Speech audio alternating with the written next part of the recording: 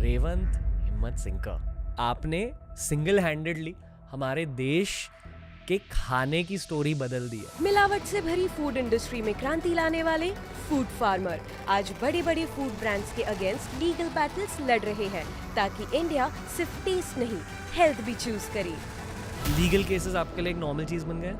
100%। In fact as I am speaking मेरा चेन्नई में court case चल रहा है। बहुत सारे कैपिटलिस्ट आपसे थोड़े से नाराज। Of course. आप इस नजर को प्रोसेस कैसे करते हो? राजीव दीक्षित आप नाम जानते हो? He is the main person जो एक्चुअली चालू किए। मैं तो एक छोटा सा जो कर रहा हूँ। तो वो at the age of 41 died because of mysterious reason. तो वो एक फियर है। Damn bro. अगर कोई चीज बहुत ज्यादा अच्छी टेस्ट कर रही है तो कुछ तो लफड़ा है इसमें। हाँ, अगर कुछ बहुत ज्यादा टेस्टी है तो वो हेल्थ में उतना अच्छा नहीं होगा। चाहे वो लिख दे वहाँ शुगर फ्री, लो फैट, लो ये, वो कुछ तो उसमें कुछ और मिलाए हैं। जो वे प्रोटीन या प्लांट प्रोटीन के डब्बे आते हैं, do they fall under your jurisdiction? I have a problem with way protein क्योंकि आपके पास ये बहुत बड़ा इशू है। कानून के बारे में आपने क्या जाना है इस पूरे एक्सपीरियंस के थ्रू? एक चीज की जस्ट बिकॉज कुछ लीगली सही होता है इसका मतलब ये नहीं कि वो मॉरली सही हो। It is an interesting thing. Health जो चीज है ना, it is only for super rich and the farmers. जो बीच वाले लोग हैं which is the biggest population, they are completely screwed.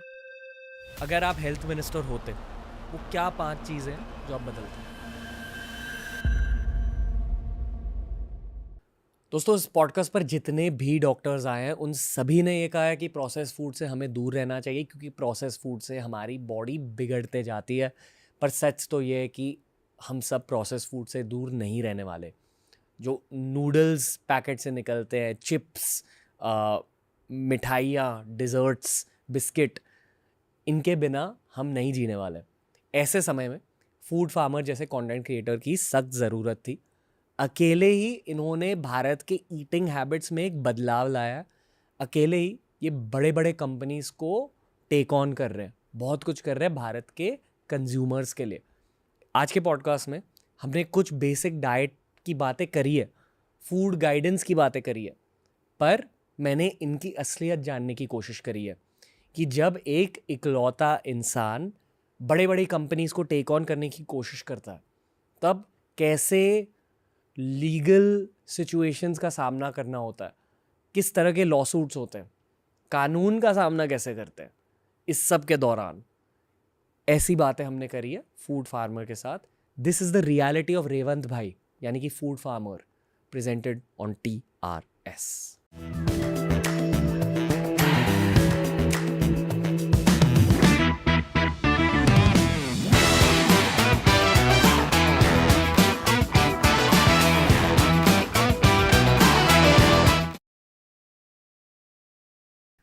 Revanth हिम्मत सिंह का आपका स्वागत है। बहुत एक्साइटेड हूँ आपसे बात करने के लिए क्योंकि आपने सिंगल हैंडेडली हमारे देश के खाने की स्टोरी बदल दी है। कैसे हो भाई? बहुत अच्छा हूँ। No, thank you so much यहाँ लाने के लिए भी। नहीं, मैं बहुत एक्साइटेड हूँ आपसे भी बात करने के लिए और आप पूरी ऑडियंस से बात करने के लिए। बढ़िया, डूइंग वेरी गुड। इतने सारे सवाल है आपके लिए। पहले तो मुझे बहुत खुशी हो रही है कि ये वाली कॉन्वर्सेशन हम हिंदी में कर रहे हैं। हाँ। क्योंकि देश के कोनों कोनों तक पहुंचनी चाहिए। बहुत खतरनाक बातें होंगी आज। आपकी लाइफ भी काफ़ी खतरनाक है। हाँ। तो एक सेक्शन है ऑडियंस की जो शायद ज़्यादा इंस्टाग्राम नहीं यूज़ करती, हाँ। यूट्यूब ज़्यादा यूज़ करती है। तो उन्हें झट से समझा दो कि पिछले 14 महीनों में आपने क्या करा है सोशल मीडिया पर, और आपके काम की वजह से भारतीय गवर्नमेंट भी अफेक्ट हुई है, बहुत सारे बड़े बड़े कंपनीज भी अफेक्ट हुए हैं।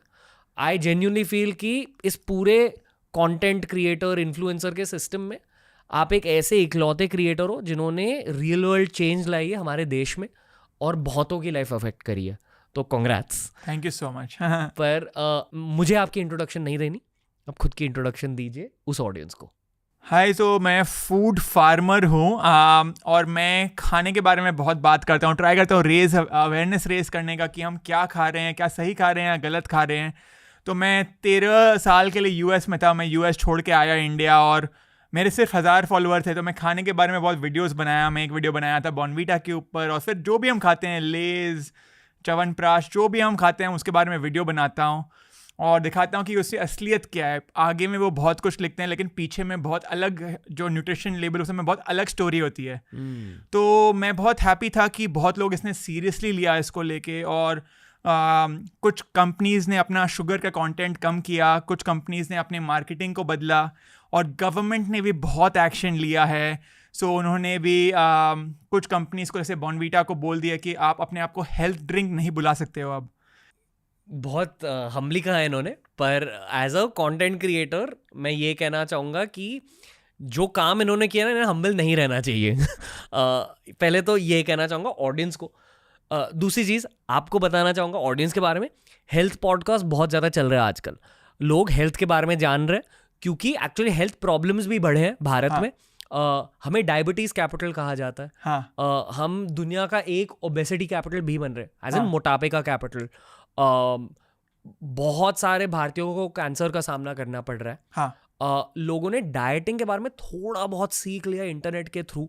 हर किसी को पता है कि प्रोटीन ज़्यादा खाना चाहिए, कार्ब्स 2 टाइप के होते हैं, पैकेज खाना अच्छा नहीं रहता। पर ये सब जानकर भी जो आपका कैंपेन है लेबल पढ़ेगा इंडिया, ये बहुत ज़रूरी कैंपेन है, क्योंकि जो पैकेज्ड फूड रहता है, नूडल्स, चिप्स, चखना, बिस्किट, इन सारों में ऐसी ऐसी चीज़ें होती है जो एक्चुअली आपके बॉडी में बिलोंग नहीं करती। पर लोग ये समझते नहीं, बड़े कंपनीज के मार्केटिंग की वजह से। तो ये आपका मेन गोल है 100%। ओके, इस पर ही एक्सपैंड करें आप कि क्या आप सहमत हो जो मैंने कहा, ओबेसिटी, डायबिटीज, ये सब के बारे में? 100% मैं पूरा सहमत हूँ। India is the diabetes capital of the world, और अब बोल रहे हैं कि आर्टिकल्स आ रहे हैं कि India can become the cancer capital of the world as well. लेकिन अगर आप गूगल करो डायबिटीज कैपिटल इंडिया, तो फोटो क्या आएगा कोई सॉफ्ट ड्रिंक का, लाइक कोक, पेप्सी, चॉकलेट्स के, बर्गर, फ्राइज, वो सब के। कभी भी पिक्चर नहीं आएगा ऑफ अ बिस्किट। हमेशा कोक, पेप्सी का आएगा। कभी भी पिक्चर नहीं आएगा ऑफ अ बॉर्नवीटा और हॉर्लिक्स। लेकिन मैं हमेशा लोग को बोलता हूँ, हमें लगता है कि विलन क्या है, विलन चॉकलेट है, विलन सॉफ्ट ड्रिंक्स है। लेकिन मेरे हिसाब से एक्चुअल विलन जो हम हर दिन खाते हैं, बिस्किट्स, जो हेल्थ ड्रिंक्स हैं, वो एक्चुअल विलन है। क्योंकि आप किसी को भी पूछो, आप चॉकलेट्स हफ्ते में कितना बार खाते हो? यूजुअली लोग हफ्ते में सैटरडे 2 चॉकलेट खा लेंगे, संडे 2 चॉकलेट खा लेंगे, तो आप पूरे हफ्ते में 4 पीस चॉकलेट खा रहे हो। लेकिन इंडिया में लोग सुबह सुबह उठते ही 2 बिस्किट, शाम को 2 बिस्किट, तो दिन में 4 बिस्किट, तो हफ्ते में 28 बिस्किट। तो आप एक तरफ 28 बिस्किट खा रहे हो और हफ्ते में सिर्फ 4 चॉकलेट।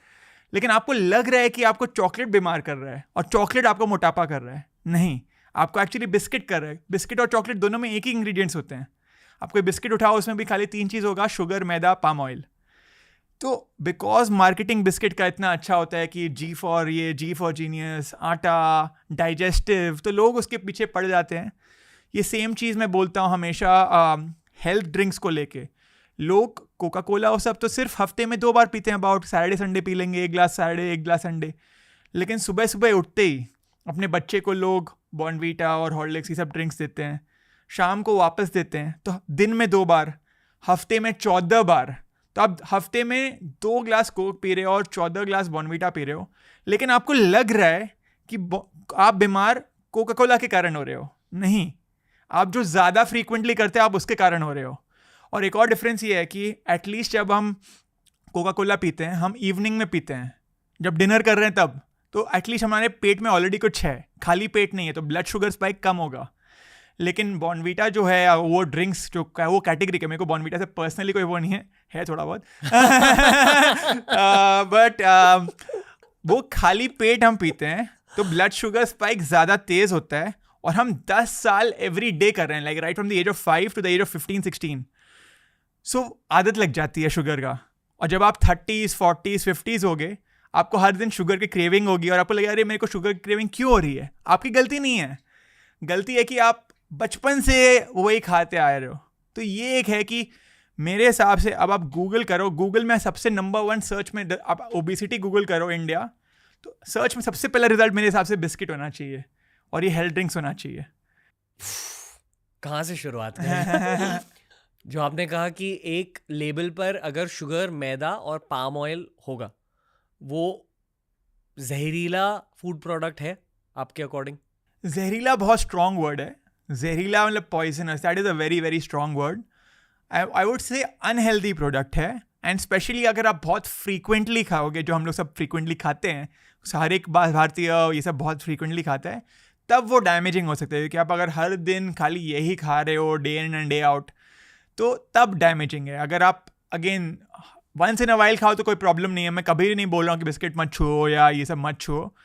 रेगुलरली आप बहुत ज़्यादा हाई अमाउंट्स में मत खाओ. ओके. मुझे पता है दुख कब होता है, जब मैं बच्चों को पैकेज फूड खाते हुए देखता हूँ. हाँ, बहुत दुख होता है. मेरे को भी. और अक्सर उनके पेरेंट्स उन्हें पैकेज फूड देते हैं. हाँ, मेरे जितने भी रिश्तेदार हैं जो ये करते हैं, मैं उन्हें बिठाकर समझाता हूँ, यार बचपन से प्लीज़ पैकेज फूड मत खिलाओ. हाँ, क्योंकि मैंने देखा खुद के फिटनेस जर्नी में, जब मैंने पैकेज फूड को छोड़ा, बहुत झट से वेट लॉस हुआ. आई फील कि ओवरऑल मैं ज़्यादा हेल्दी हो गया.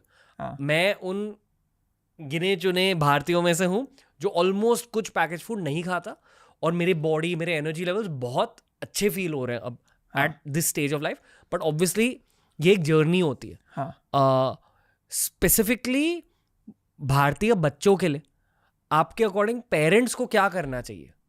ये आपने इस टॉपिक के बारे में सोचा स्पेसिफिकली बच्चों के लिए? स्पेसिफिकली बच्चों के लिए, एक तो बच्चों को बहुत जल्द से जल्द आप हेल्थ के बारे में सिखाओ, इम्पोर्टेंस क्या है. जब वो 2-3 साल 4 साल के हैं तब से सिखाने लग जाओ, और उनको उनके लैंग्वेज में बात करो. तो खाली अगर आप बोलोगे शुगर ख़राब है तो वो नहीं सुनेंगे. उनके स्टाइल में बात करो जो वो समझ पाएँ.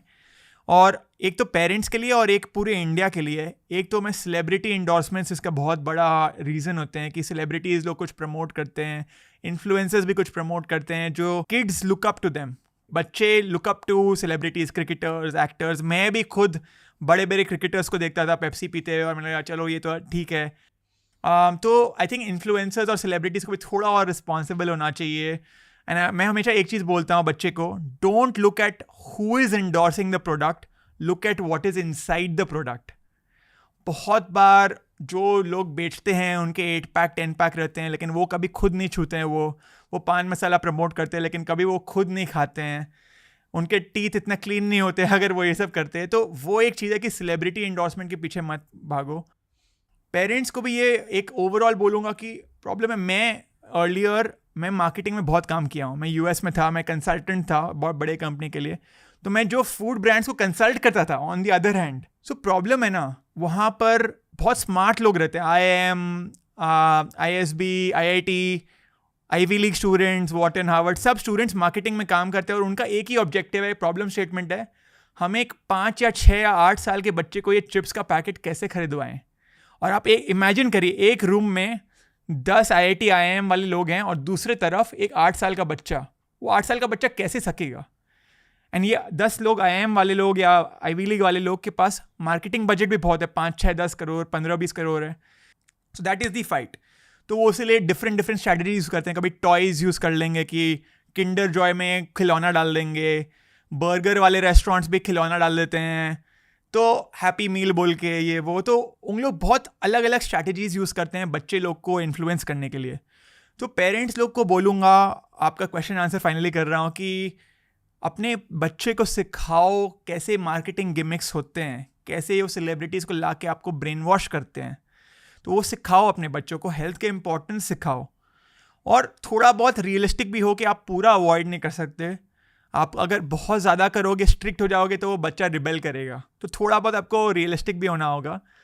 बट हाँ, आई थिंक कि अगर किसी को कन्विंस करना रहता है, वो बच्चा भी हो सकता है, उसके कंधों पर हाथ डाल के समझाना होता है कि भाई ये देख, आप ये बॉडी में डाल रहे हो, ऐसे ऐसे प्रॉब्लम्स हो सकते हैं आगे जाकर. हाँ, इनफैक्ट मेरे को, सॉरी मैं इंटरप्ट कर रहा हूँ आपको, मेरे को बहुत सारे पेरेंट्स बोलते हैं कि मेरा बच्चा डॉक्टर का बात नहीं सुनता, मेरा बच्चा मेरा बात नहीं सुनता, लेकिन वो आपका बात सुनता है, food farmer, like you no, because मैं थोड़ा ह्यूमर ट्राई करता हूँ और वो सब ट्राई करता हूँ. तो you have to again talk to people in the language they understand.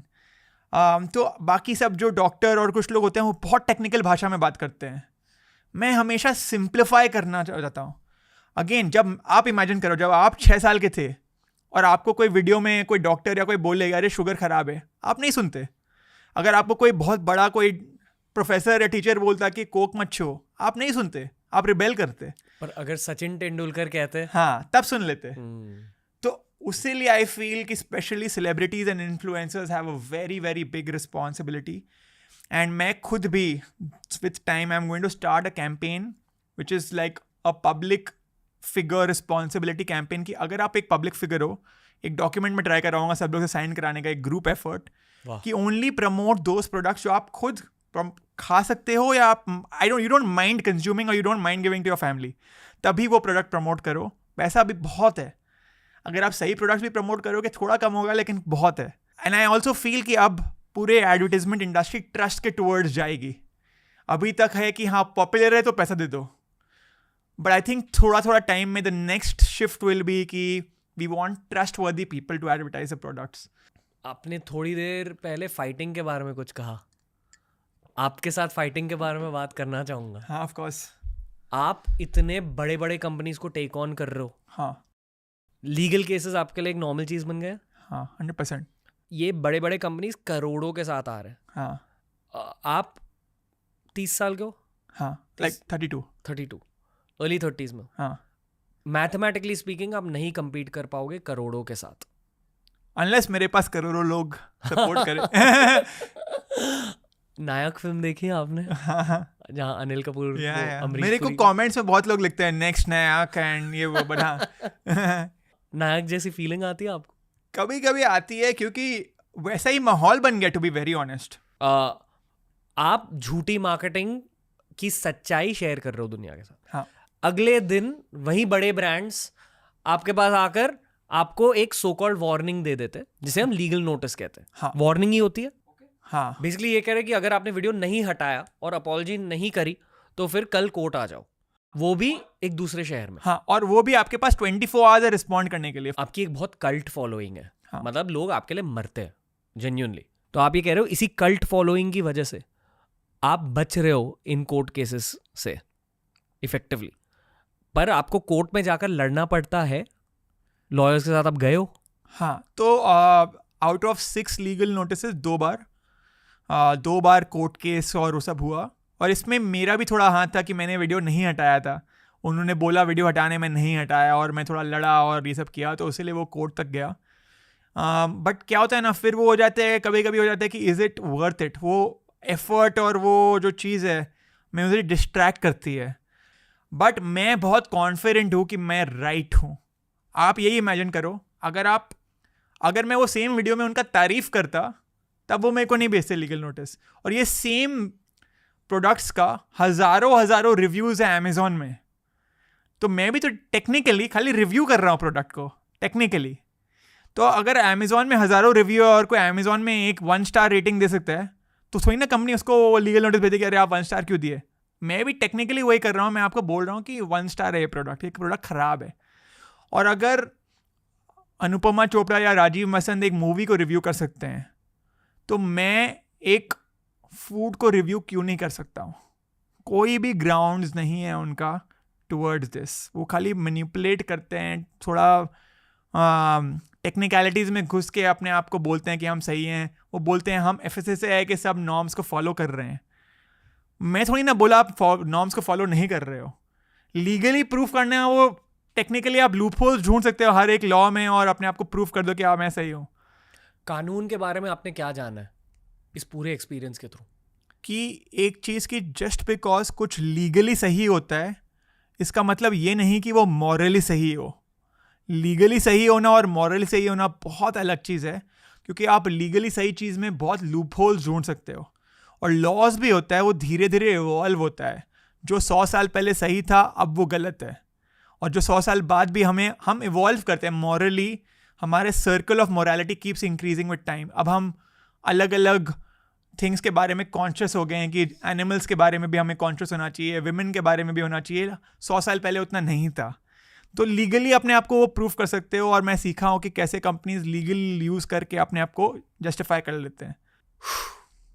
6 cases? हाँ, 6 केसेस आप पे लग चुके हैं। हाँ। क्या फीलिंग होती है? पहले बहुत डर लगता था, बट अब मैं रियलाइज़ किया हूँ कि you don't create a health revolution without making a few enemies. अगर आपको कुछ बड़ा करना है, आपको एक जेन्युइन में एक हेल्थ मूवमेंट लाना है, तो आपको वो कठिनाई का सामना करना पड़ेगा, वो कोर्ट केस का सामना करना पड़ेगा. इंडिया में फ्रीडम ऑफ स्पीच अलाउड है. मैं फ्रीडम ऑफ स्पीच एक्सरसाइज कर रहा हूँ. मैं कुछ भी गलत नहीं बोल रहा हूँ, तो मुझे कुछ गलत नहीं लग रहा. मुझे कभी कभी फियर ये होता है कि मैं 1000 वीडियो बना रहा हूँ, 100 वीडियो बना रहा हूँ, अगर मैं बाई चांस कुछ गलत बोल दिया अनइंटेंशनली, तो उसमें मैं कुछ मुसीबत में पड़ सकता हूँ क्या? या अगर जो मेरे, आप जैसे बोले, कल्ट फॉलोइंग है, जो लोग इतने मेरे को सपोर्ट कर रहे हैं, अगर मैं कुछ गलत बोला तो क्या वो लोग मेरे क्रेडिबिलिटी पे डाउट करेंगे? बट उसके अलावा आई फील कि मैं रुकने वाला नहीं हूँ, मैं तो कंटिन्यू करने वाला हूँ. पर अगर सामने से एक लीगल नोटिस आई तो आई एम अज्यूमिंग कि आप पब्लिकली उस लीगल नोटिस के बारे में बता सकते हो अपनी ऑडियंस को, राइट? हाँ, बता सकता हूँ. थोड़े बहुत कभी कभी लॉयर्स बोलते हैं कि वो थोड़ा कंपनीज और गुस्सा हो जाते हैं अगर आप ये सब टाइप के स्ट्रैटेजी यूज़ करो. तो वो क्या है कि 2 चीज़ होता है, एक है लीगल चीज़ और एक है वो क्या इलीगली कर सकते हैं अनऑफिशियली. होपफुली वो ना हो कुछ, मतलब गुंडे भेज सकते, वो सब टाइप का चीज़. सो अगर हुआ, अभी तक कुछ टचवुड नहीं हुआ है, but like for example one of the most respected people, Rajiv Dixit, आप नाम जानते हो? वो जो मैं करता हूँ वो 100x करते थे. मतलब he is the main person जो एक्चुअली चालू किए, मैं तो एक छोटा सा जो कर रहा हूँ. तो वो at the age of 41 he died now, whatever, because of mysterious reasons. I don't want to get into why he died and what happened to him. I don't want to get into all that. So there is that back of the mind fear कि what if something अगर वो illegally कुछ कर दें, तो वो एक fear है. तो मुझे सबसे ज़्यादा emails और आते रहते हैं कि आप प्लीज़ अपने आप सिक्योरिटी रखो, बॉडीगार्ड रखो, थोड़े केयरफुल हो जाओ, क्योंकि क्या पता कोई कुछ कर दे. तो वो एक फियर है. Damn bro. हाँ. मेरे एक फ्रेंड है फिट ट्यूबर. हाँ. उन्होंने भी ये करने की कोशिश करी थी, लीगल नोटिस आ गए, एंड वो करते हैं इनडायरेक्टली. पर आई फील कि जो उन्होंने शुरू किया था, आप उस स्टोरी को आगे लेके जा रहे हो. हाँ. अभी आपने कहा कि ये आपके लिए एक बाधा बन चुकी है कि शायद इलीगल चीज़ें लोग कर सकते हैं आपके साथ, क्योंकि आप बड़े बड़े कंपनीज के लिए बाधा बन रहे हो. हाँ. क्या चाहिए आपको ऑडियंस से? ऑडियंस आपको और बैक कैसे करे? आई थिंक ऑडियंस तो मुझे बैक कर रही है. ऑडियंस ने तो इनफैक्ट फाइनेंशियली कंट्रीब्यूट करने के लिए भी रेडी है, ऑल्दो मैं ले रहा नहीं हूँ, वो अलग बात है. मुझे ऑडियंस से अभी at this point at least donation सब नहीं लेना है. बट ऑडियंस तो यार पूरे अपने तरफ से सपोर्ट करने की कोशिश कर रही है, तो मैं ऑडियंस से और कुछ वैसे मांग नहीं सकता हूँ. मैं खाली ये मांग सकता हूँ कि अगर मैं कुछ गलती करूँ कभी, तो वो आप एटलीस्ट उसको माफ़ कर देना कि मतलब कि आई एम ऑल्सो ह्यूमन, मैं गलती कर सकता हूँ और मुझे भी अपने आप को कोई ना कोई वे में मोनेटाइज करना होगा. तो अब मैं फिगर आउट कर रहा हूँ कि अगले वे क्या है, क्योंकि मुझे डोनेशंस लेके एटलीस्ट एट दिस पॉइंट मन नहीं है डोनेशंस लेके काम करने का. आपने गवर्नमेंट को कांटेक्ट किया है खुद? गवर्नमेंट ने कांटेक्ट मैंने किया, गवर्नमेंट ने मुझे कांटेक्ट किया है. लाइक तो उनके चाइल्ड राइट्स बॉडी जो है गवर्नमेंट की, वो काफ़ी अच्छी है. तो उन्होंने मुझे बॉर्नवीटा वाले केस में भी सपोर्ट किया था और उन्होंने मुझे कांटेक्ट किया था और उनके साथ में थोड़ा बहुत काम किया हूँ. ज़्यादा ऑफिशियली बेसिस पे कुछ नहीं हुआ, थोड़ा बहुत मैं कोई टॉक किया था वहाँ पर, बट ऑफिशियली कुछ कांटेक्ट नहीं आया है. अभी फॉर एग्जांपल जब प्राइम मिनिस्टर का स्वेरिंग इन सेरेमनी था तो उन्होंने कांटेक्ट किया कि आप इनवाइटेड हो सर स्वेरिंग इन सेरेमनी के लिए, बट वैसे आया है, बट वैसे कोई और गवर्नमेंट कांटेक्ट वैसे कुछ नहीं आया है. अभी कुछ लीगल केसेस ऑन है? एक ऑन है. In fact as I am speaking, अभी जब ये पॉडकास्ट चल रही है वो अभी मेरा चेन्नई में कोर्ट केस चल रहा है. आप पैसे कैसे कमा रहे हो? तो मेरे काफ़ी सेविंग्स है. So for the last 14 months mainly मैं सेविंग्स पे रिलाई किया हूँ. लास्ट 3-4 मंथ्स में मैं यूट्यूब मोनेटाइजेशन ऑन किया हूँ, लेकिन मेरे ज़्यादातर फॉलोअर्स इंस्टाग्राम वाले हैं, यूट्यूब में नहीं है. और यूट्यूब शॉर्ट्स में उतना कुछ पैसा है नहीं. मैं ज़्यादातर शॉर्ट वीडियोज़ बनाता हूँ. तो about $400-500 per month, which is very small in the grand scheme of things, YouTube से आते हैं. और तो अभी मैं ऑनेस्टली मोनेटाइज नहीं किया हूँ. अब मैं मोनेटाइजेशन फिगर आउट कर रहा हूँ कि क्या वे हो सकता है. तो मेरा गोल है कि how do I create a system. I am someone who believes in conscious capitalism. So अभी यहाँ इंडिया में क्या होती है, mindless capitalism. I believe in conscious capitalism. तो कैसे आप बेनिफिट भी प्रोवाइड करो और पैसा भी साथ में कमाओ. हिंदी में समझाइए कि कैपिटलिज्म होता क्या है. कि वो ठीक है, पैसा बहुत ज़रूरी है, लेकिन एक थोड़ा एटलीस्ट एम्पैथी के साथ, थोड़ा एक मूवमेंट के साथ. तो इसमें इन्वेस्टिंग वर्ल्ड में बोलते हैं इम्पैक्ट इन्वेस्टिंग. तो थोड़ा एक वो हो. तो फॉर एग्जांपल मैं बहुत स्ट्रांगली बिलीव करता हूँ पैसा बहुत इंपॉर्टेंट चीज़ है. If there is a way I am trying to figure out कि क्या मैं वैल्यू प्रोवाइड कर सकता हूँ साथ साथ में पैसा भी कमा पाऊँ. सो फॉर एग्जांपल मैं एक हेल्थ स्कूल रिसेंटली चालू किया हूँ जहाँ पर हम लोग को हेल्थ के बारे में, हेल्थ लिटरेसी बढ़ाने का कोशिश करते हैं और लोग को सिखा रहे हैं हेल्थ के बारे में और थोड़ा बहुत पैसा भी ले रहे हैं. और वो हर एक रजिस्ट्रेशन में हम लोग को खाना भी खिला रहे हैं. तो एक विन विन सिचुएशन है कि हेल्थ लिटरेसी बढ़ेगी, I will also make money, and poor people are also getting fed at the same time. So everything, it's a win-win situation. So that is one way I'm potentially going to try to monetize. वैसे ही कर करके I am thinking of other ways as well.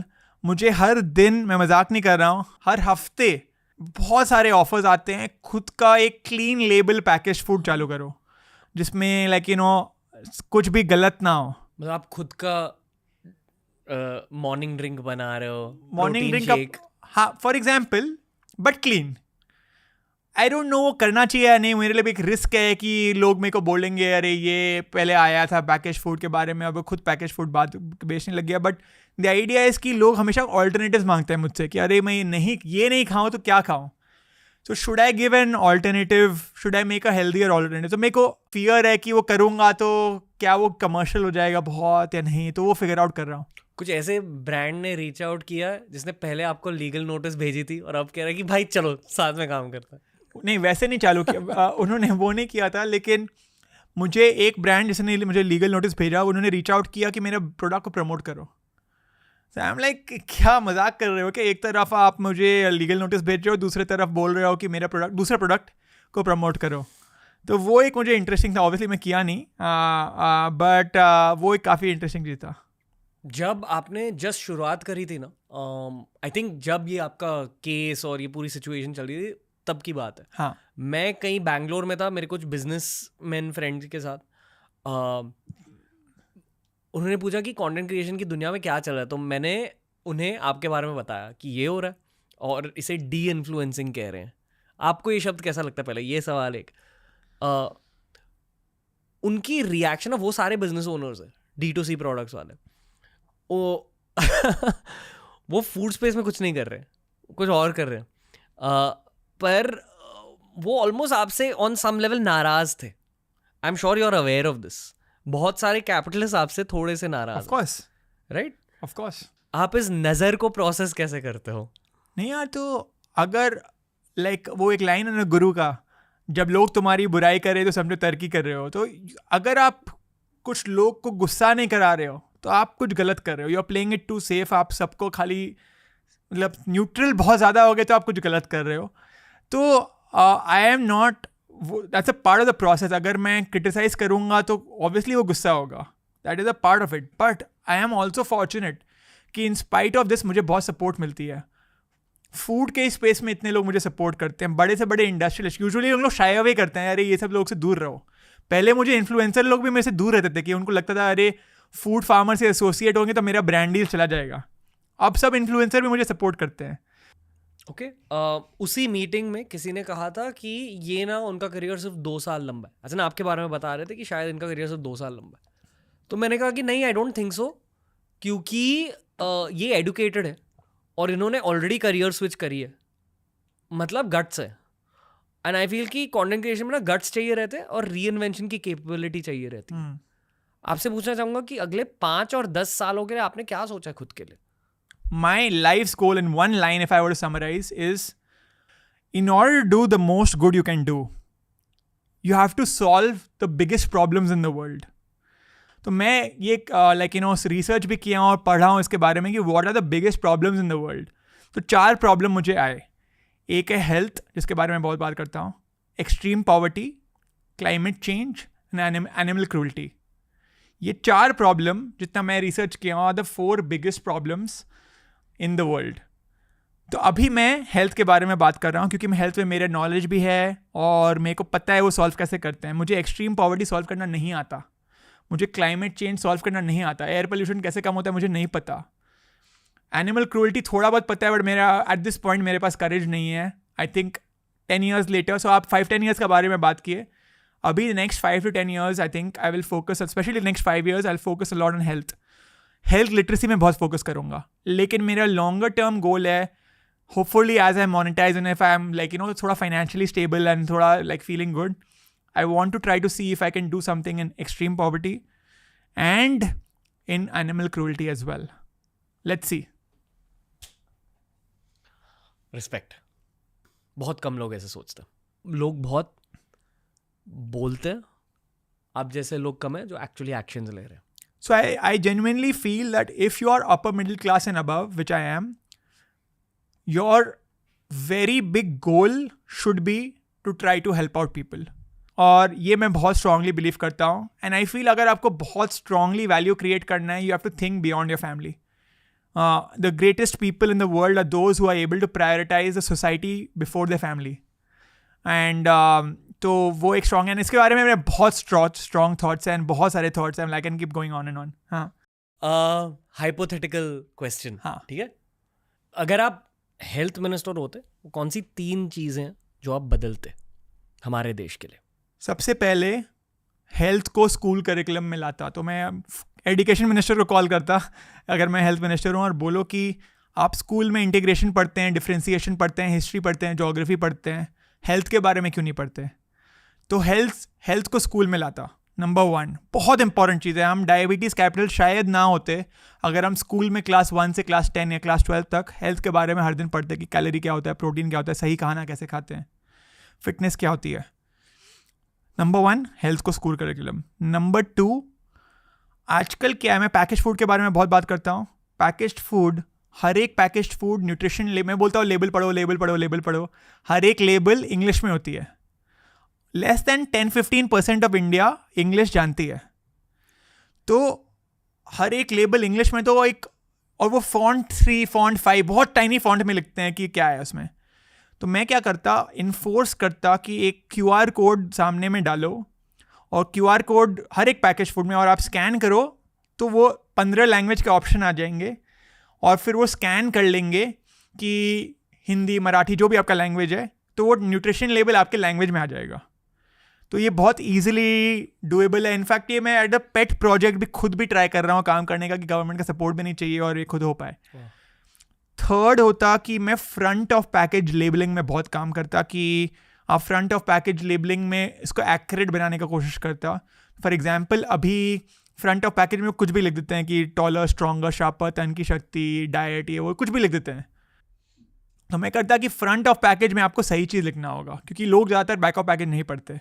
तो back of package और front of package में same चीज़, जैसे हमारे cigarettes में warning labels होते हैं, वैसे ही हमारे खाने में भी वार्निंग लेबल्स होना चाहिए कि this may potentially damage you, this may potentially cause you illness, diabetes, whatever else. So ये सब वार्निंग लेबल्स लाता फूड में. एक दो और एडिशनल चीज़ मैं सोच रहा हूँ ऐसी.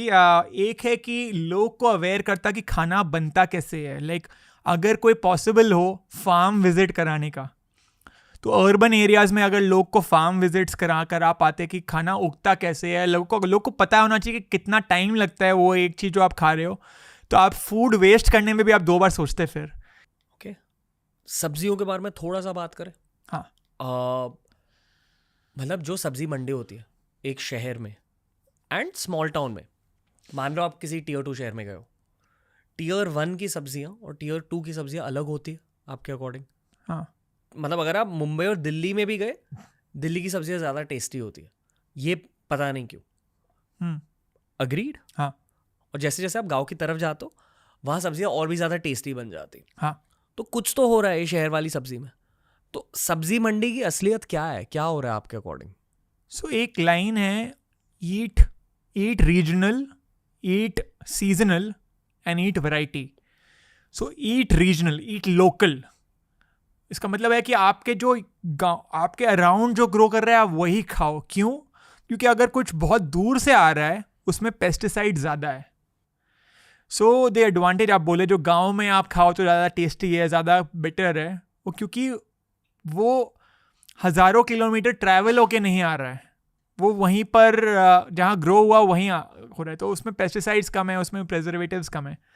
सो I think that is one reason why this is happening. Of course कि सिटी वाले लोग को थोड़ा अपीयरेंस से ज़्यादा वो है, तो वो थोड़ा कलरफुल चीज़ खरीदते हैं, तो वो सबसे रेड टमेटो खरीदना चाहते हैं, सबसे ये, तो उसमें इंजेक्शन वो सब भी ज़्यादा होता है कि प्रोडक्ट को कलर करने के लिए ये वो. और ये मेरे लिए एक ऑनेस्टली बहुत बड़ा समस्या है, क्योंकि मैं हमेशा लोग को बोलता हूँ कि फ्रूट्स खाओ, वेजिटेबल्स खाओ, और अगर आप फ्रूट्स और वेजिटेबल्स में भी इशू है तो मैं क्या बोलूँ लोग को खाने.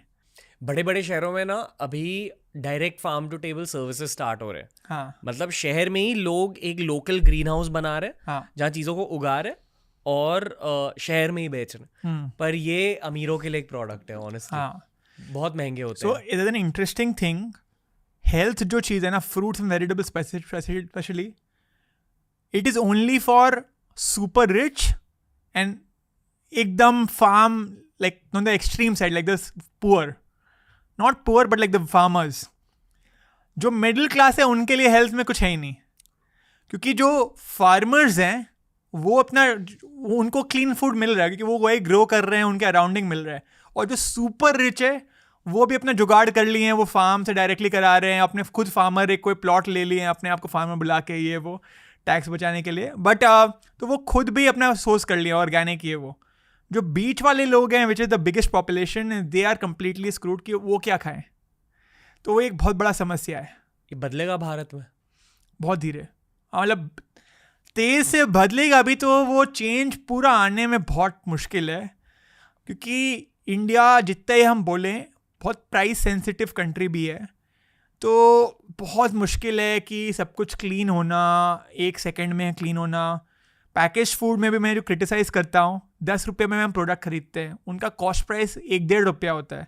1-1.5 रुपया में आप कैसे कुछ दे दोगे.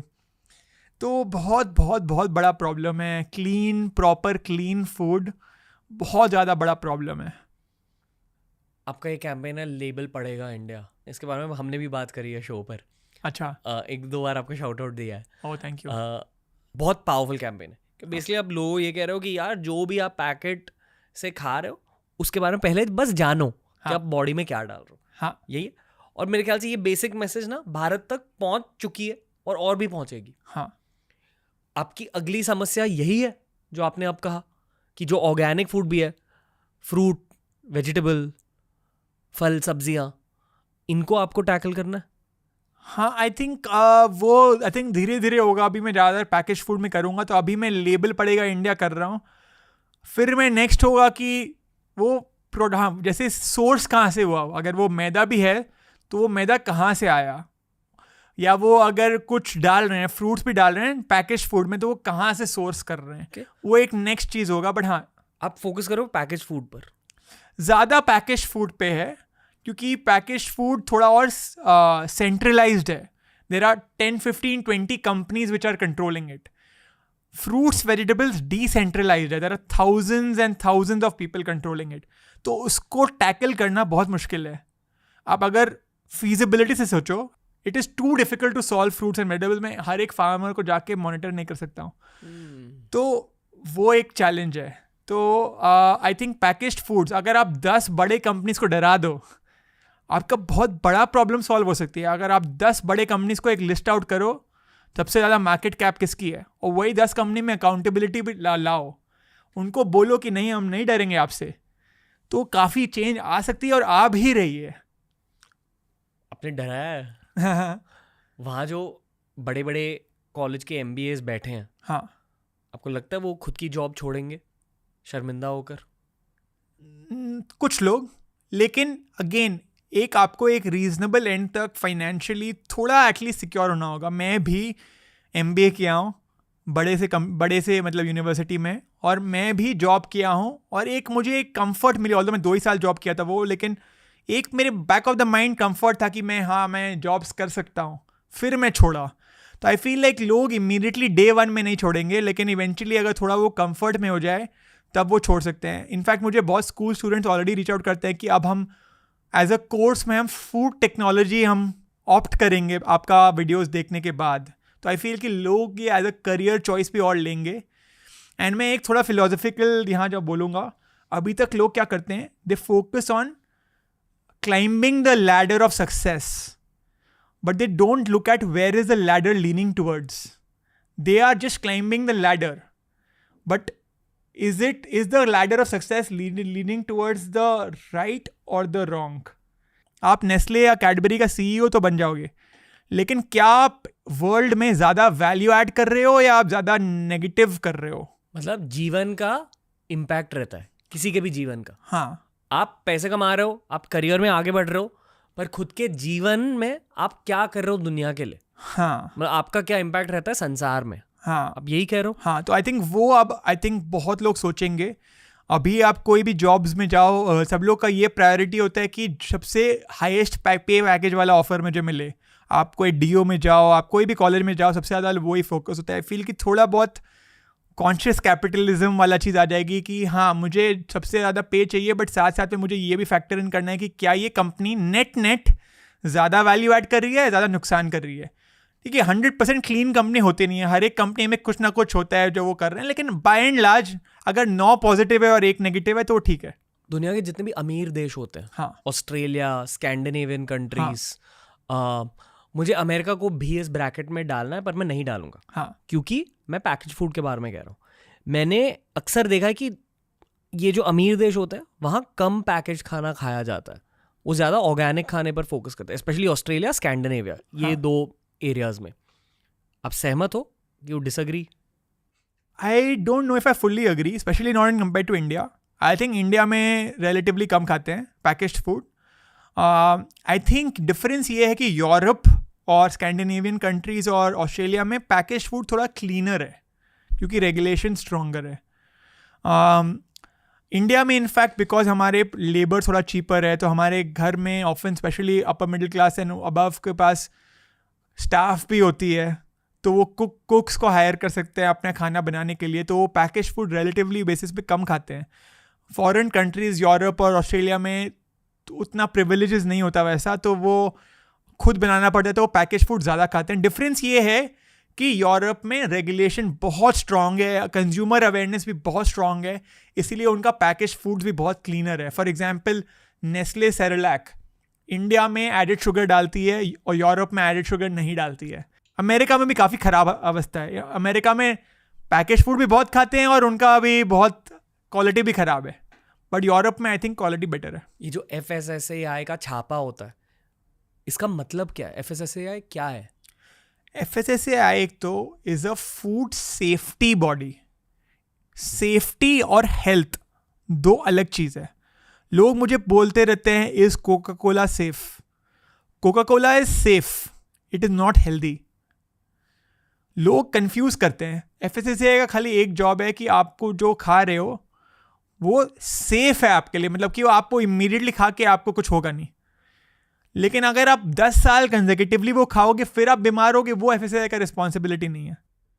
आई feel they need more resources, they need more money, they need more man power and women power and every power to do their work. वो जो बड़े कंपनीज में MBAs बैठे हैं ना, हाँ. उनके दिल में बदलाव आकर उन्हें FSSAI ज्वाइन करना. प्रॉब्लम ये एक्चुअली पूरा सिस्टम में है. आप IIT में जाओ, जॉब कौन दे रहा है? जॉब आपको ज़्यादा लाइकलीहुड है कि आपको एक कैडबरी या नेस्ले देगा. FSSAI IIT में जाके रिक्रूट नहीं कर रहा है, या कोई भी ये सब गवर्नमेंट वो सब टाइप में नहीं जा रहे हैं. सो अगर IIT में होऊंगा और मेरे को एक तरफ एक नेस्ले ऑफर कर रहे हैं 20 lakhs पर एनम और दूसरे तरफ FSSAI मेरे को 5 lakhs पर एनम ऑफर कर रहे हैं, तो मैं 20 lakhs में जाऊंगा. तो वही प्रॉब्लम है. आई फील कि there is a way where incentives को हमें बेटर करना होगा कि ये सब जो बड़े बड़े बॉडीज़ हैं उन्हें भी स्मार्टेस्ट लोग को हायर करना होगा. और मैं स्ट्रांगली बिलीव करता हूँ the people who add the most value to the world should be paid the most. अगर आपका इम्पैक्ट बहुत ज़्यादा है, आप करोड़ों लोग में वैल्यू ऐड कर रहे हो, तो आपको पेमेंट भी वैसे ही होना चाहिए.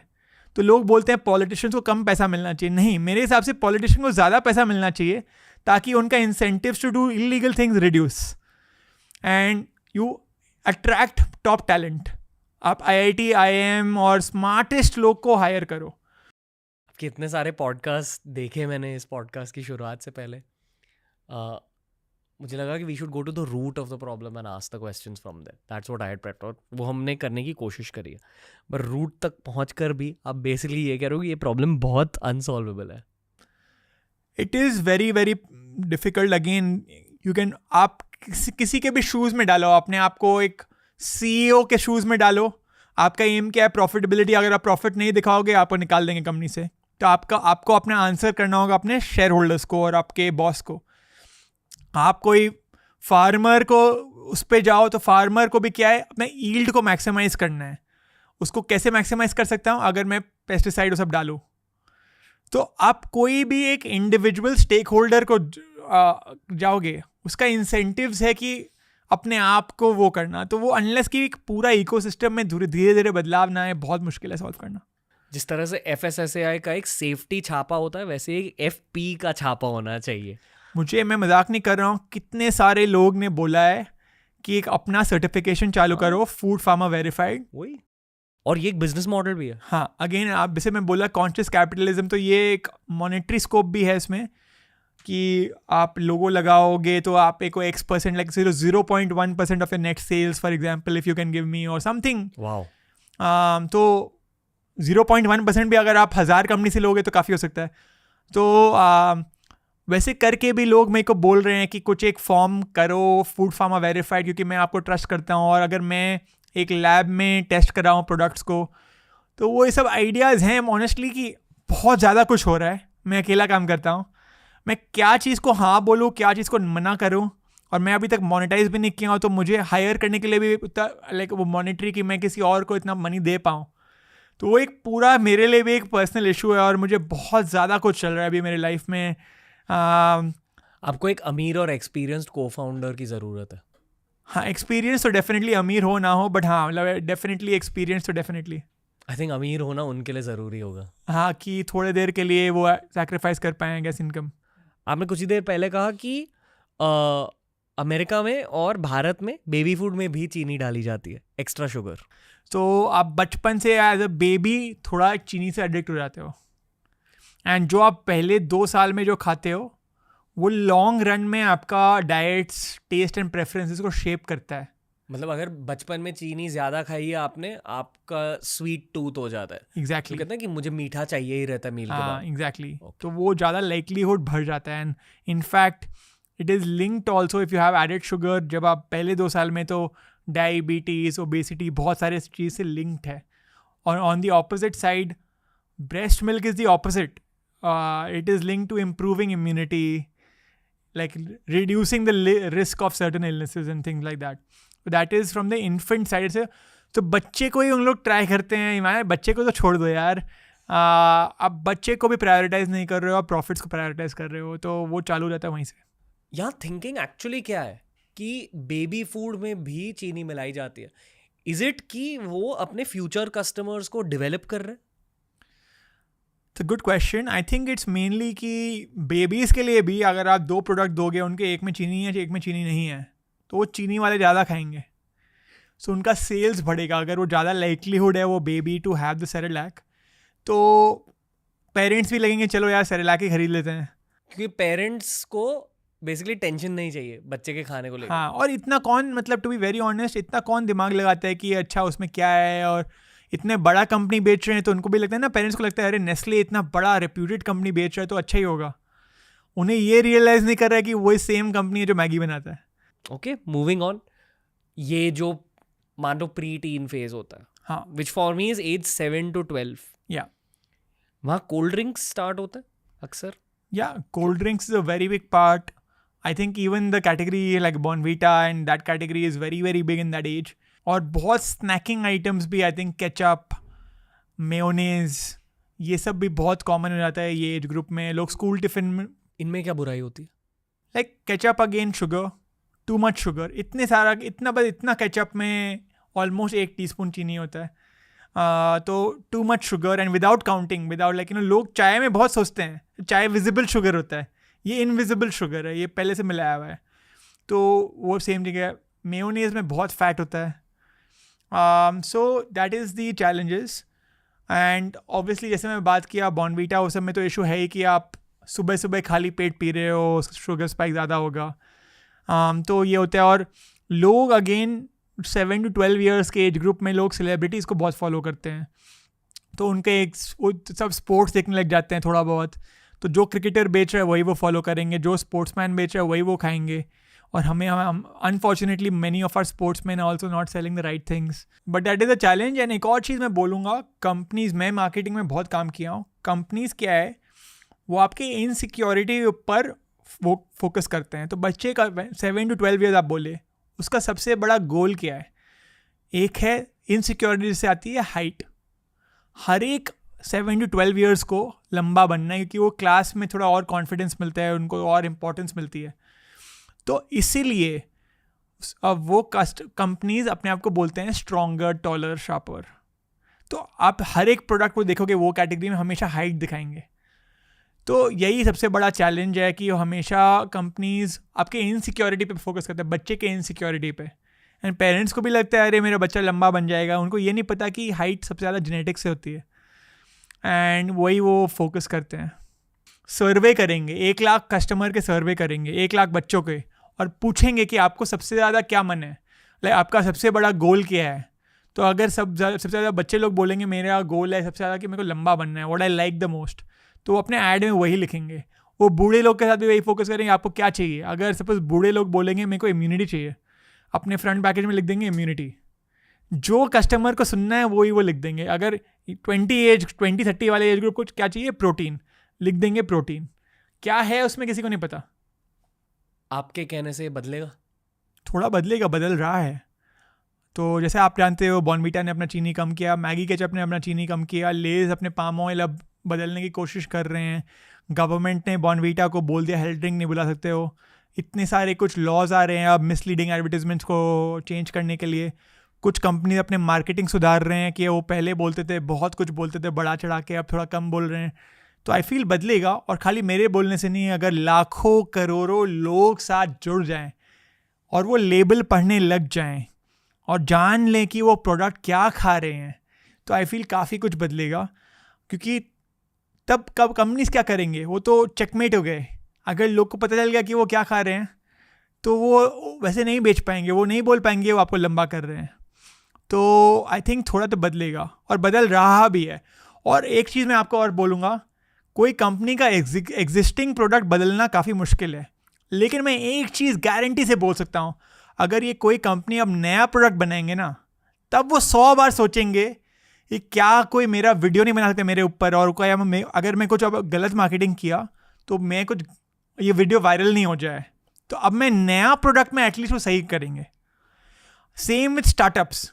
अब बहुत सारे स्टार्टअप्स आ गए हैं लास्ट 5 साल में, सब पीनट बटर और आमंड बटर और ये सब बेचते हैं. जो 5-6 साल पहले जो स्टार्टअप्स आते थे वो भी एक छोटा लेवल पे झूठ बोलते थे. बट जो अब 2024 ऑनवर्ड जो स्टार्टअप्स आएंगे, फूड स्टार्टअप्स, अब वो सोचेंगे नहीं हम क्लीन ही बेचेंगे. अभी प्रॉब्लम है कि ऑल्टरनेटिव्स उतना ज़्यादा है नहीं, लेकिन अगर लोग बहुत लेबल पढ़ें, लोग जाने कि लेबल में क्या होता है, तो customers are asking for alternatives. और मार्केट में मतलब जब डिमांड क्रिएट हो जाती है, अपने आप सप्लाई भी क्रिएट हो जाती है.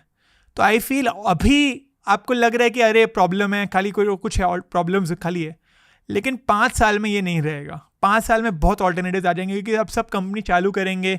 अब एक नया रेंज ऑफ प्रोडक्ट्स करते हैं जिसमें शुगर नहीं है, मैदा नहीं है, पाम ऑयल नहीं है. अब सब कंपनी वो करने लग जाएंगे जब अवेयरनेस बढ़ेगी. तो ये साइकिल होती है. अगर आप जिंदगी में पहली बार भारत के बाहर जाओगे, हाँ, शायद अमेरिका नहीं पर यूरोप, ऑस्ट्रेलिया जैसे देश में, जहाँ इतना ज़्यादा हेल्थ और फिटनेस का कल्चर है, जहाँ लोग इतने ज़्यादा फिट हैं, आपके दिमाग को वो चीज़ इम्पैक्ट कर जाती है. ये मैं दिल से मानता हूँ. ट्रैवल कर करके ना मेरा नज़रिया बदला है कि ठीक है, अगर मैं भारत में बैठा हूँ, अगर मेरे सारे फ्रेंड्स भी पैकेज खाना खा रहे हैं, कोल्ड ड्रिंक पी रहे हैं, दारू पी रहे हैं, मैं नहीं पीऊँगा. क्योंकि यार आपकी एक ही बॉडी है, ज़िंदगी भर आपको ध्यान में रखना चाहिए. एनो की मतलब ये थोड़ा आपके लिए भी काउंटर इंट्यूटिव है. आप कह रहे हो कि लेबल पढ़ो, मैं कह रहा हूँ कि अगर किसी चीज़ पर लेबल है वो खाओ भी मत. सो मैं हमेशा बोलता हूँ लेबल पड़ेगा इंडिया, लेकिन as you said the best products are those which don't even have a label. उसमें इंग्रेडिएंट लिस्ट होते ही नहीं है. उसमें fruits, vegetables, nuts like yoghurt, ये सब इसमें कुछ हो ही ना, तो वो 100% मैं भी अग्री करता हूँ कि बेस्ट प्रोडक्ट्स वही होते हैं। मैं लोगों को बोलता हूँ कि वो प्रोडक्ट्स खरीदो जिसमें लेबल नहीं है। इसका मतलब ये नहीं कि आप अल्कोहल खरीदो। काइंड ऑफ क्रेजी बात है, कितना लॉबिंग स्ट्रांग होती है अल्कोहल इंडस्ट्री की, अल्कोहल में लेबल होती ही नहीं है। Moving on in the timeline, teenage. या मैंने सुना है कि आजकल के टीनेजर्स एक्चुअली प्रोटीन पर ज़्यादा फोकस करते हैं, हाँ। क्योंकि लड़कों को बॉडी बनानी है, लड़कियों को मोस्टली वेट लॉस करना है, मोस्टली। और दोनों चीज़ों के लिए protein intake is the main thing. जो वे प्रोटीन या प्लांट प्रोटीन के डब्बे आते हैं, do they fall under your jurisdiction? Yeah, I don't have a problem with whey protein. I don't know what the minimum age should be to have whey protein, but in a country जो India की तरह जो इतना ज़्यादा protein deficient है, तो वे protein ले सकते हो आप। ऑफ कोर्स उसमें भी आपको आइडियली आप अनस्वीटेंड लो, स्वीटेंड वाला लो भी तो ज़्यादा मत खाओ, ले सकते हो, ऐसा कोई इशू नहीं है। बट आई थिंक कि आपको हर एक पैकेज्ड फूड का प्रोज एंड कॉन्स देखना पड़ेगा। अगर कॉन्स ज़्यादा हो गया तब अवॉइड करो, लेकिन आई फील प्रोटीन पाउडर में the pros outweigh the cons, ज़्यादा पॉजिटिव ज़्यादा है। हाँ, उसमें नुकसानदायक चीज़ भी है, लेकिन पॉजिटिव ज़्यादा है, क्योंकि इंडिया में प्रोटीन हमें खाना में बहुत कम मिलता है। उसीलिए आई फील कि कभी कभी दरकार होता है। तो मैं प्रोटीन के अगेंस्ट नहीं हूँ, प्रोटीन पाउडर के। आर्टिफिशियल स्वीटनर्स, ये भी इसी एज ग्रुप में इंट्रोड्यूस होते हैं अक्सर। हाँ, क्योंकि फिर से लोग फैट लॉस के बारे में सोचने लगते हैं टीनेज में। एक तो मैं आपको एक चीज़ बोलूँगा, आर्टिफिशियल स्वीटनर्स लोग को लगता है कि खाली डाइट कोक और ये सब में होता है। आर्टिफिशियल स्वीटनर हमारे टूथपेस्ट में भी होता है। आप कोई भी टूथपेस्ट देखो, वो इतना मीठा क्यों है? आप चाहे कोई कोलगेट देखो या कुछ भी देखो, उसमें आप टर्न अराउंड करो, उसमें सुक्रालोज लिखा रहेगा इंग्रेडिएंट लिस्ट में। वो सेम आर्टिफिशियल स्वीटनर है जो डाइट कोक में होती है। आर्टिफिशियल स्वीटनेस क्या होता है? 100 to 200 टाइम्स स्वीटर होता है देन शुगर। तो जब ये लोग सुनते हैं वो शॉक हो जाते हैं, अरे ये 100 टाइम्स स्वीटर है देन शुगर। तो लोग को लगता है कि ये 100 टाइम्स वर्स है देन शुगर। नहीं, इसका मतलब ये है कि इसमें 100th आपको क्वांटिटी डालना होगा ऑफ शुगर। तो क्वांटिटी, बिकॉज वो इतना ज़्यादा स्वीट है, आपको बहुत टाइनी अमाउंट डालना पड़ेगा। तो आर्टिफिशियल स्वीटनर्स में कुछ गट हेल्थ इश्यूज़ होते हैं कुछ लोग को, तो कुछ लोग एकदम अवॉइड करते हैं। तो ये एक अगेन इंडिविजुअल रिस्पॉन्स है, कुछ लोग का बॉडी को सूट नहीं करती है। और स्टडीज़ भी हर दिन नया स्टडी आता है, कुछ एक नया स्टडी आ जाएगा कि ये पॉसिबली कार्सिनोजेनिक है, कभी बोलेगा कि सेफ़ है। तो ये नए स्टडीज़ आते रहते हैं। तो ऑन एवरेज मैं बोलता हूँ कि ज़्यादा मत खाओ artificial sweeteners. I think the best sweeteners currently in the market are stevia and monk fruit. These are the two best sweeteners. मतलब अगर ये दोनों लेबल पर है तो इट्स लाइकली दैट वो अच्छा प्रोडक्ट है। हाँ, relatively better product है। monk fruit and stevia. Okay. As of now, again ये सब studies नए नए आते रहते हैं और क्या होता है, बट हाँ। पहले आर्टिफिशियल स्वीटनर्स की एक लिस्ट होती है, सुक्रालोज, हाँ, फिर क्या, aspartame, asulfame, potassium, erythritol. These are the common ones. वो जो भी OL एंडिंग कॉम्पाउंड्स होते हैं, अगर वो लेबल पर होते हैं, I try avoiding it, I eat very little. हाँ, कि अगर एक दोस्त ने मुझे चॉकलेट ऑफर कर दी, अगर कोई भी ऑल दिखता है मुझे OL, आई ट्राई ऐसे no, but for my skin, क्योंकि मेरा जॉब ऑन स्क्रीन है। हाँ, I mean it's a personal choice. I think scientifically इसमें बहुत डिबेटेड है ये। आप कोई भी दो बेस्ट न्यूट्रिशनिस्ट को इंडिया में ले आओ, वो दोनों अलग चीज़ बोलेंगे। तो बॉटम लाइन इज बेसिकली आपको ये देखना चाहिए कि किस खाने की वजह से आपको इशू हो रही है। हाँ, और ये हर इंसान के लिए अलग हो सकता है। हाँ, खुद के बॉडी को जानना ज़रूरी है। हाँ, एग्जैक्टली। उसके अलावा चीज़ सिमिलर, मैंने मेरे कुछ ऐसे दोस्त देखे हैं जो दिन भर चीज़ ठूसते हैं, कुछ नहीं होता। हाँ, और मेरे जैसे लोग हैं जो थोड़ा भी चीज़ अगर खाएंगे ना, ब्लोटिंग हो जाती है, स्किन इश्यूज हो जाते हैं।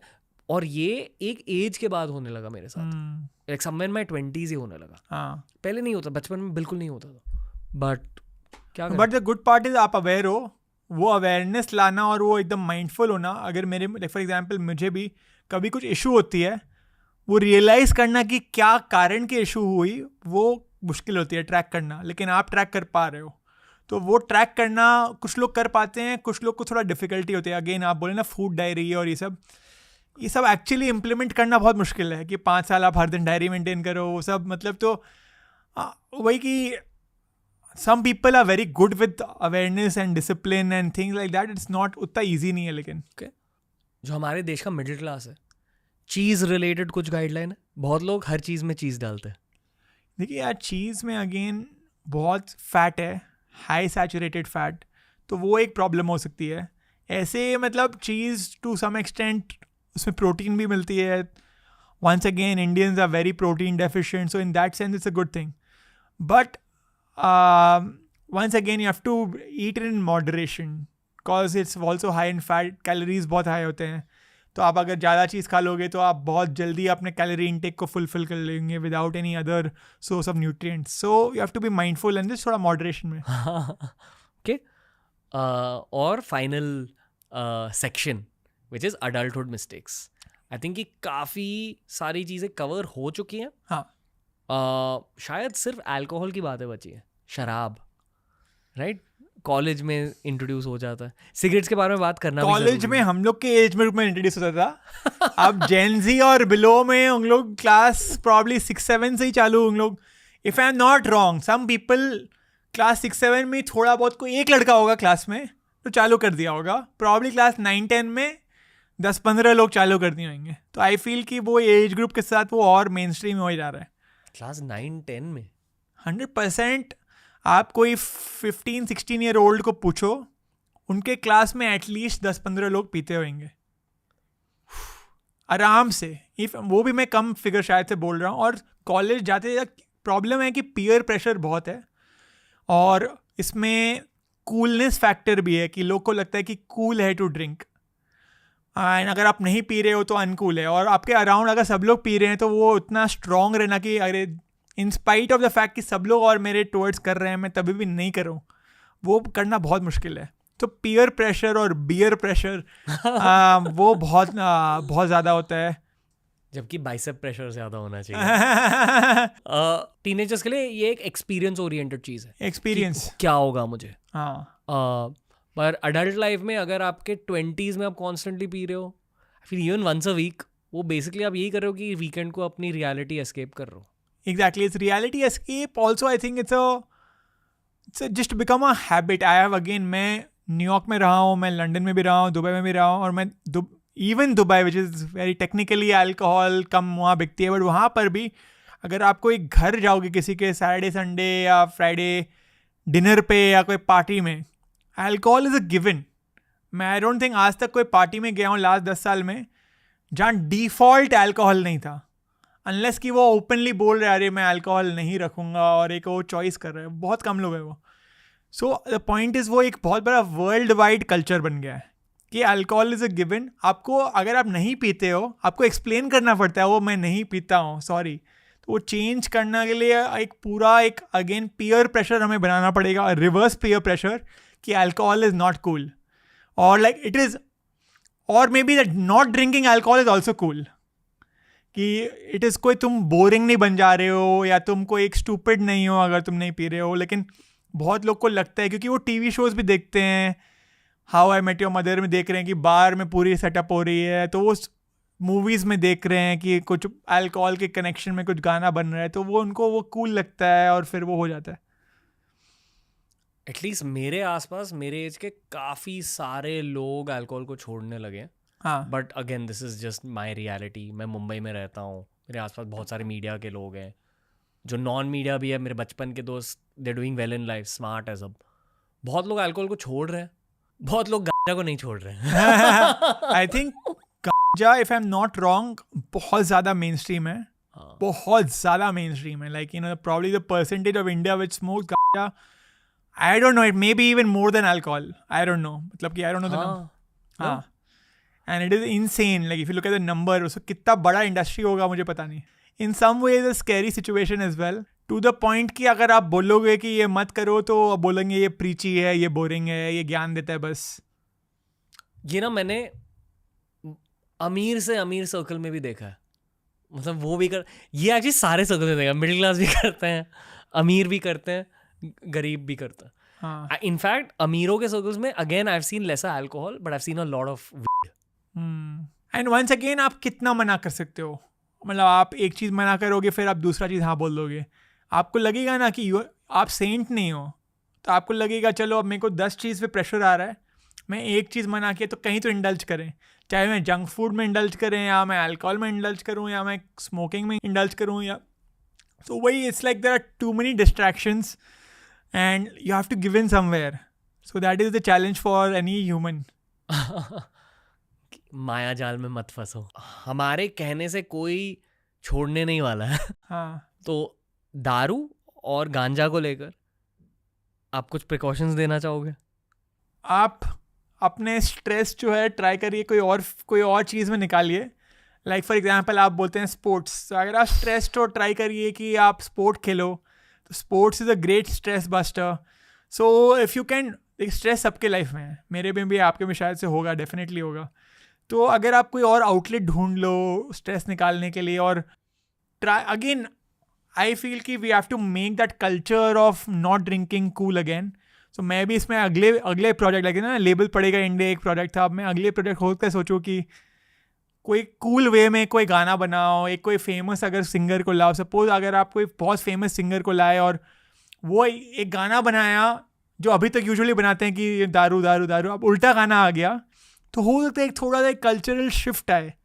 आई फील कि हम लोग गाने और सबसे बहुत लाइक यू नो वो होते हैं, एम्यूलेट होते हैं.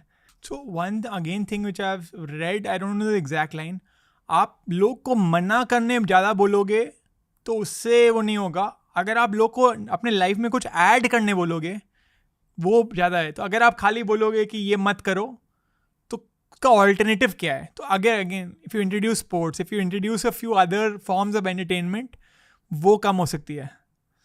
बट खाने में भी लोग बोलते हैं आप खुद एक कर लो कि मैं हर दिन चना खाऊंगा और हर दिन मखाना खाऊंगा, ऑटोमेटिकली आपका जंक फूड के लिए स्पेस कम हो जाएगा. आप डायरेक्टली लोग को बोलो जंक फूड मत खाओ, वो नहीं करेंगे, लेकिन आप उनको इनडायरेक्टली बोलो कि आप ये 4 चीज़ खाओ, तो ऑटोमेटिकली उनका जंक फूड कम हो जाएगा. यही था आज का पॉडकास्ट फूड फार्मर भाई. Thank you so much. मज़ा आया आपके साथ. Thank you. वही Anil Kapoor in Nayak soaked in कीचड़ फाइटिंग, वो वाली वाइब है. अब जेन्युइनली 2024 के अनिल कपूर इन नायक हो. Thank you so much. तो had a lot of fun talking to you भाई. बहुत कम लोग मिले हैं पॉडकास्ट के थ्रू भी जो इतना ज़्यादा काम कर रहे हैं सोसाइटी के लिए. कैलाश सत्यार्थी जानते हो? या शायद सिर्फ वो मिले आपसे पहले जो इतना ज़्यादा डेडिकेटेड है सोसाइटी को लेकर. Thank you so much. तो the biggest compliment is I want to compare you to Kailash Satyarthi. That's a very big compliment. Thank you. और जेन्युइनली मतलब किसी की असलियत दिख जाती है. आप बहुत रियल इंसान हो. Stay the same bro. All the support, all the love. Thank you so much. Label पढ़ेगा इंडिया एंड डेफिनेटली मुझे और भी आपके कैंपेन्स देखने, क्योंकि आई फील कि आप बहुत कुछ करोगे आने वाले सालों में. Thank you so much. Mean a lot. All the best brother. Thank you. तो दोस्तों यही था आज का पॉडकास्ट. कंटेंट क्रिएशन की दुनिया में इतने सारे कंटेंट क्रिएटर्स हैं, इतने अलग अलग टाइप के सोशल मीडिया स्टार्स हैं, पर मैं ये मानता हूँ कि जितने भी सोशल मीडिया स्टार्स निकल के आए हैं पिछले 9-10 सालों में, उनमें से फूड फार्मर का impact is in the top 5 ever. ये अकेले रहकर फाइट कर रहे हैं सिस्टम के अगेंस्ट. ये बिल्कुल नायक के अनिल कपूर की तरह है in many ways for the food consumption habits of India. इन्हें सपोर्ट करना चाहिए. इनके सोशल मीडिया हैंडल्स हम लिंक कर देंगे नीचे. Show food farmer your support. And until next time guys, from Ranveer and the team, TRS will be back very, very soon.